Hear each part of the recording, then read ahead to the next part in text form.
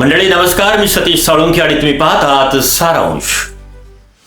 जर तुम्ही प्रेम करत असाल आणि विशेषतः दुसऱ्या धर्मातल्या स्त्रीवर, मुलीवर किंवा दुसऱ्या धर्माच्या मुलावर, पुरुषावर तुम्ही प्रेम करत असाल तर व्हा खबरदार. कारण आता एक नवीन कायदा योग घातलेला आहे.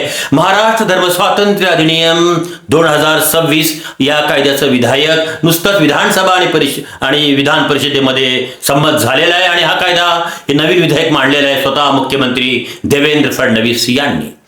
म्हणजे आता तुम्ही अन्य धर्मातल्या मुलीबरोबर जर लग्न करू इच्छिता किंवा अन्य धर्मातल्या मुलाबरोबर लग्न करू इच्छिता तर मंडळी तुम्हाला जावं लागणार आहे आता या नवीन दिव्यातून. हा, हे खरं आहे की जर आता एखाद्या लैलाला जर एखाद्या मजनूशी प्रेम करायचं असेल तर त्या लैलाला विचारावं लागेल त्या मजनूला की एक्सक्यूज मी, तुमचा धर्म कोणता आहे. मग मजनू विचारेल का? मग लैला म्हणेल नाही नाही, त्याचं काय आहे की मला तुमच्यावर प्रेम करायचं आहे. मंडळी, जात आणि धर्म विचारून प्रेम होत नसतं. तसं तर आम्ही लैला, मजनू, हीर, रांझा, नल, दमयंती यांच्या अनेक कथा आम्ही ऐकलेल्या आहेत. आणि प्रेमाला जात नसते, प्रेमाला धर्म नसतो हे आम्ही परंपरेने आम्ही ऐकत आलेलो आहोत. परंतु आता हा नवा जो कायदा आलेला आहे या कायद्यानं बरीचशी बंधनं आलेली आहेत आणि मोठ्या दिव्यातनं या सगळ्या प्रेमिकांना जावं लागणार आहे.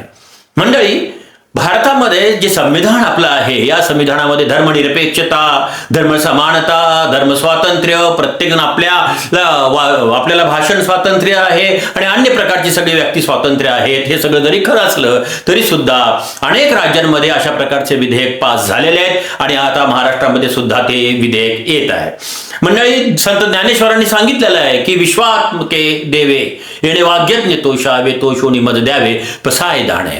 म्हणजे हे विश्वाचं मागणं ज्ञानेश्वरांनी मागितलं. आणि तसंही आपली जी भारतीय संस्कृती आहे मंडळी, ही भारतीय संस्कृती वसुदेव कुटुंबाची ही आपली संस्कृती आहे. परंतु अलीकडच्या काळामध्ये घडणाऱ्या ज्या घटना आहेत त्या घटनांना पायबंद घालण्यासाठी शासनाने घेतलेला हा निर्णय जरी असला तरी प्रेम करणाऱ्या म्हणजे युवतीवर आणि प्रेम करणाऱ्या मुलांवर आणि प्रेम करणाऱ्या प्रेमिकांवर आता मोठी आफत येऊन पडणार आहे. मंडळी, काय आहे हा नवीन कायदा?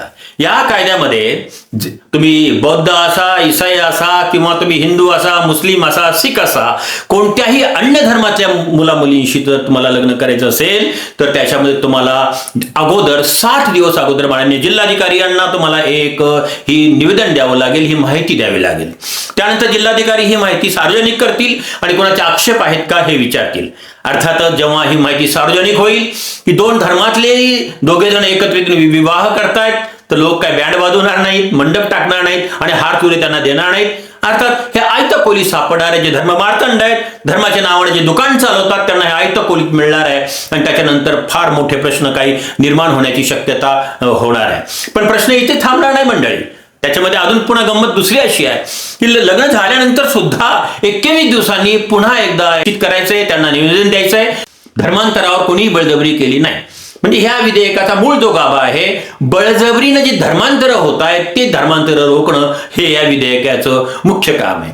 पण मला एक प्रश्न पडलेला आहे, खरं म्हणजे कोणत्या धर्मातल्या मुली आणि कोणत्या धर्मातली मुलं हे परधर्मातल्या मुलीशी लग्न करणार आहेत असं कोणत्या धर्माला वाटतंय? ही भीती कोणत्या धर्माला आहे हा माझ्या समोरचा प्रश्न आहे. अर्थात याच्यामध्ये सरकारनं ही कोणत्या धर्माला भीती आहे हे मात्र सांगितलेलं नाहीये. तर मंडळी, महत्वाची गोष्ट अशी आहे, तर जेव्हा 21 दिवसाची नोटीस दिली जाते आणि आमचं कोणती बळजबरी धर्मांतर झालेलं नाही हे निश्चित होतं. आणि त्याच्यानंतर दुसरी महत्वाची गोष्ट पुढेच आहे. त्याच्यामध्ये असं आहे की जर त्या मुलीचा पुन्हा जर घटस्फोट झाला आणि समजा तिला एक मूल झालं तर त्या मुलाचाही अधिकार त्या मुलीला राहणार आहे आणि मुलीला पोटगी मागण्याचा अधिकार राहणार आहे या नवीन कायद्यामध्ये. त्याच्यामुळे जे आहे तर एक प्रकारे धर्मांतर बळजबरीनं होणार नाही हा याच्यातला महत्वाचा भाग आहे. आणि त्याच्यानंतर जरी समजा संमतीने लग्न झालं आणि पुढे जर विवाद निर्माण झाले तरी मुलीच्या रक्षणासाठीचा हा कायदा समोर आलेला आहे हे निश्चितच खरं आहे. पण अशा प्रकारच्या कायद्याची खरंच गरज आहे का हा खरा मूळ प्रश्न आहे. महाराष्ट्रामध्ये नाही, देशामध्ये अशा प्रकारच्या कायद्याची गरज आहे का? कारण अगोदरच या देशामध्ये बळजबरीने धर्मांतर करणं हा कायद्यानुसार गुन्हा आहे हे सर्वोच्च न्यायालयानं सांगितलेलं आहे. याशिवाय सुद्धा बळजबरीने धर्मांतराचे अनेक कायदे आहेत आणि त्यानुसार आपले गुन्हे सुद्धा या ठिकाणी नोंदवले गेलेले आहेत. उत्तर प्रदेशच्या सरकारनं जे आहेत स्टॅलिन यांच्या विरोधातला जो जे सर्वोच्च न्यायालयामध्ये निर्णय दिलेला आहे त्याच्यामध्ये सुद्धा स्पष्टपणे सांगितलेलं आहे बळजबरीने धर्मांतर होत असेल तर तो कायद्यानुसार गुन्हा आहे आणि त्याला सक्त शिक्षा झाली पाहिजे, याच्याविषयी कोणाचंही दुमत राहत नाही. परंतु अशा प्रकारचे कायदे असताना पुन्हा हा कायदा महाराष्ट्रामध्ये नवीन योग घातलेला आहे. तर या कायद्याचं मूळ काय आहे? हा धर्म स्वातंत्र्य कायदा आहे का धर्मरक्षण कायदा आहे काय, हेच सगळं काही कळायला मार्ग नाही. पण कोणत्या धर्माच्या रक्षणाचा हा कायदा आहे हे सुद्धा कळायला मार्ग नाही. तर बळजबरीनं धर्मांतराच्या घटना किती घडलेल्या आहेत हाही एक संशोधनाचाच भाग आहे असं मला स्वतःला वाटतं. कोणताही धर्म असू द्या मंडळी, कोणताही धर्म असू द्या, हा धर्म मानवता सहिष्णुता सांगतो. हा धर्म माणसाच्या कल्याणाची भाषा बोलतो. मग तो धर्म हिंदू असेल, तो इस्लाम असेल, तो सिख असेल किंवा बौद्ध असेल किंवा अन्य कोणताही प्रकारचा धर्म असेल. धर्म कधी माणसामध्ये द्वेष करत नाही. धर्म कधीही माणसामध्ये भेद करत नाही. कोणताही धर्म हे सांगत नाही की तुम्ही हातामध्ये शस्त्र घ्या आणि इतरांवर तुम्ही आक्रमण करा. हा धर्म कोणताही सांगत नाही. प्रत्येक धर्म हे सांगतो की माणसानं माणसाची माणसाप्रमाणे वागावं. तरीही मोठ्या प्रमाणामध्ये धार्मिक द्वेष आपल्या इकडं पसरतोय. त्याचं कारणही शोधणं, त्याचं कारण शोधणं अत्यंत महत्वाचं आहे. आणि त्याच्यामुळे या सगळ्या गोष्टीमुळे याला पायबंद घालण्यासाठी अशा प्रकारचे नवीन कायदे सातत्यानं येत आहेत. मंडळी, अशा प्रकारच्या कायद्याच्या आल्याने काय खरोखरच अशा प्रकारचे बळजबरीचे धर्मांतर थांबतील असं तुम्हाला वाटतं काय? हा प्रश्न आहे. उलट पक्षी जेव्हा 60 दिवसाच्या मुदतीची नोटीस माननीय जिल्हाधिकारी यांच्यातर्फे दिली जाईल त्याच्यामुळं सार्वजनिक होणार आहे की हे दोन धर्मातली तरुण आणि तरुणी हे लग्न करणार आहेत. त्याच्यामुळं उलट काही प्रश्न निर्माण होणार आहेत आणि हे प्रश्न कसे सोडवले जातील हे देखील सुद्धा पाहणं फार महत्वाचं आहे. आपण सगळ्यांनी हा विचार केला पाहिजे की धर्माचा अतिरेक न करता धर्माचा खऱ्या अर्थानं जर आचरण केलं तर मला असं वाटतं की तर सगळीकडे ही जे शांतता पसरेल.